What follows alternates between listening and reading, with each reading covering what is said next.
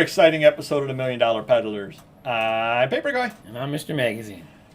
Today we're going to talk about something that I don't think you see nearly enough of these days, Mr. Magazine. Oh, good eBay sales. We're going to talk about something else that I don't think you see nearly enough of these days. Okay. Courtesy. Yeah.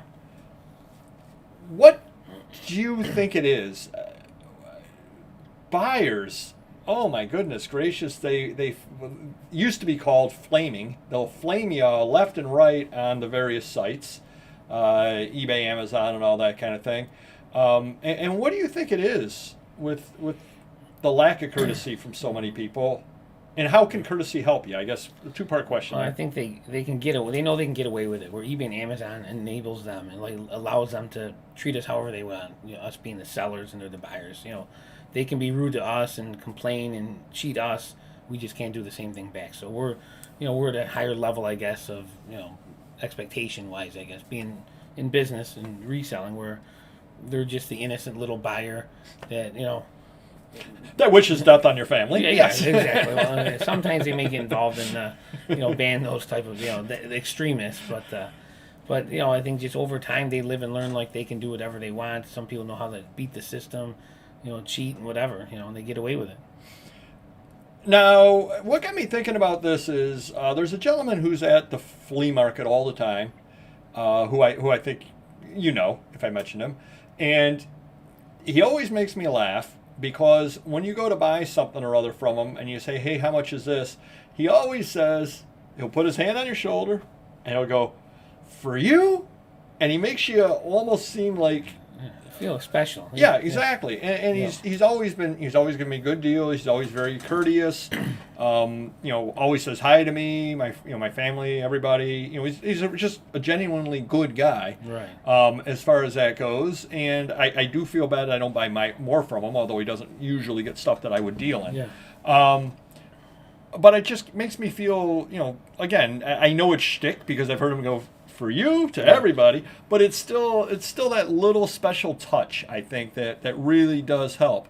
And I'll tell you something that I've done a couple of times as a courtesy to people is I sold a magazine on Amazon, and when it was in storage, the cover came off and got split up the spine. So the front cover is separate from the back cover, is separate from the magazine. And I said, ooh, well, I didn't know for sure if it caught that way or if I listed it that way. Right. So I go downstairs and I took a look, and my listing did not mention that whatsoever. So I packed it up, sent it out to the guy, and then I went into Amazon and I immediately refunded the guy. And I sent him an email and I said, I wanted to let you know I fully refunded you. I've sent the magazine to you. You keep the magazine for free. Right. Because I want you to be able to read it. I don't know what you want it for. I don't know, maybe I didn't come out and say this, but maybe you're collecting it and it isn't any good for you. Or maybe you wanted it for an article in there. Maybe it had a mention of one of your family members. I don't know why. Sure. So I think the magazine means something to the person because he bought it, but it got wrecked in storage. So I don't want to necessarily send it out to him and wait for him to complain or wait for him to say or I'll just refund it, send it to him, eat it as a cost of doing business. Right. And I've done that to a couple of people before, and I've gotten the responses from them, wow, I never expected that. I'm like, look, I can't provide you what I said I could provide you in the condition I can provide you.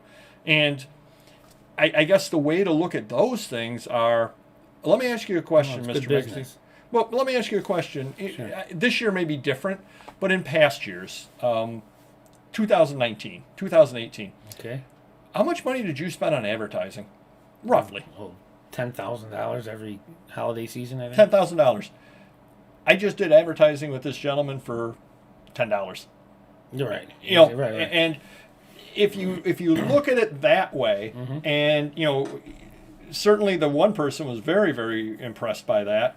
And if they think, wow, this guy's a mensch, I'm going to buy from this guy again. I'm going to look for him, especially because you're branded. Right. I'm branded. We're across multiple venues, and it's a name that can be remembered. It's, again, we've talked about this before. It's not like JSL 2714. Right. It's a branded name, Paperboy, Mr. Dash Magazine. Exactly, yeah. They'll say, wow, I purchased from this person before. they made it right, and I Yeah. didn't even have to ask for it to be made right. Sure. And that's the best kind of advertising you can possibly get. Is, and again, we've all heard the studies about, you get a good deal, you tell somebody, you get a bad experience, you tell 10 people. Yeah. Well, I've headed a bad experience off at the pass, but still sent him the magazine, so he Right. still has that as well. So Sure. if he wanted it for an article or something like that, he has it. Now, have you noticed over the last couple of years people are less courteous or more courteous, or is it kind of the same online? For courteous, maybe the same. There's always going to be those, bad ones, the bad apples that are extremists that want to like sue me or this and this over nonsense, But yeah, I would say they're the same for the most part. Yeah. So you haven't noticed any big changes? They're way more anxious than they were in the past. They want their tracking like that day. So obviously eBay and Amazon gives you 2 days to ship it out, and now with the post office being delayed, it could be 4 days before there's really tracking, and a lot of these people just lose their cool. And it doesn't have to be Christmas season either. It could be January, March. It doesn't matter. And a couple independent sites I sell on, you don't get the tracking instantly, so I have to email it to them once they ask for it. But they are very anxious for the tracking. They're worried about the post office damaging it, or I'm a scammer. So a lot more of that going on than in the past, for sure. Yeah, I've never quite understood that. People use the scam word very, very quickly on things. Yeah. And on those other sites, I'm assuming that there are protections built into the system, that if you didn't send the stuff out, Right. Well, they're made whole one way or the other. yeah, they are one way. We may not be, but they are for sure. Yeah, right. Yeah. So that's the other thing too.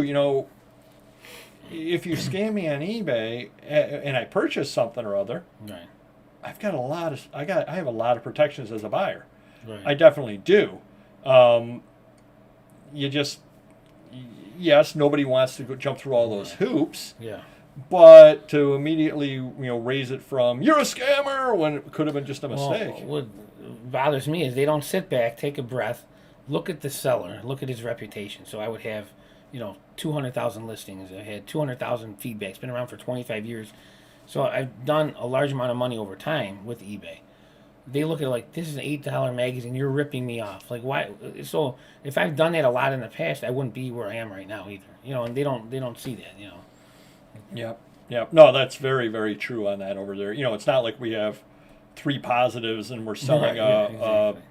$150,000 Porsche for $60,000. Right. It's not that sort of thing going Yeah. on there. Obviously it's an $8 magazine and you've been on for a long time. Right. And that magazine is also within your usual listings. Right. Again, it's not like you're selling Porsche, a Right, Porsche yeah. along with all the other stuff Sure. Yeah. type deal. Yep. So yeah, comment down below if you've noticed people being courteous or less courteous, because it did get me thinking over there. I don't have nearly the problems that you have on there. I think part of the reason is, I think there's a couple of different reasons. I think one reason is my product mix. I don't think people buying 1917 German language magazine are the same people Right. buying a wrestling figure. I just don't Right. think that they are. Sure.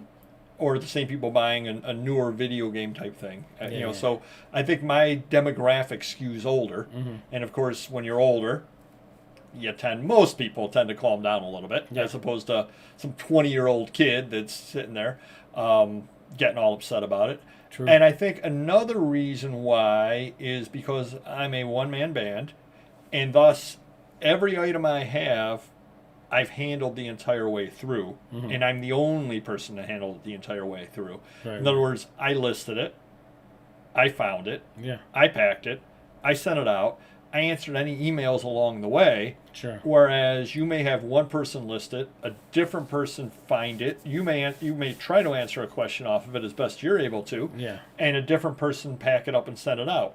And that's a lot of positions or a lot of places where an error could happen. Yeah. And the person pulling, we'll take the example of the Time magazine that had fallen apart. Mm-hmm. The person that finds it may not know that it wasn't listed that way. Right. He may just go, okay, and send it on out. And, it Sure. goes out that way. And then all of a sudden, because your name is on the door, you're the one that they're yelling and all this Right. about, and you knew nothing at all about it. Yeah, exactly. Of course, it's your obligation to know, but you can't possibly know. Sure. If you know what I'm saying there. Yeah. So hopefully that helps you a little bit. Do hit the like button, and we will see you next video. Take care. Bye bye.